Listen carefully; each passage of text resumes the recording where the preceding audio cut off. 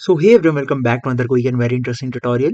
Where in this quick tutorial, I'm going to show you how you can access the Grok anywhere without having a Twitter account. Now, for example, if you have been noticing that you must need a Twitter account to use the Grok on the Twitter app. Now, for example, if I open the browser, you can do the same steps from your smartphones as well, or directly download the Grok application on any of the smartphone for you have.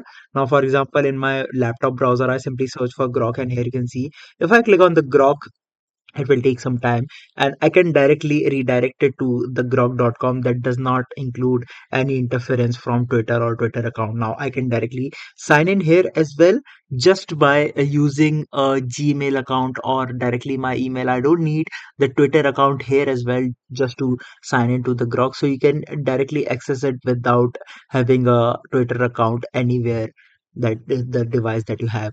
Alright, so that's it for this tutorial. I hope this video will be helpful for you. Make sure to hit the like button and subscribe button for more such helpful and interesting tutorials. See you in the next one. Take care.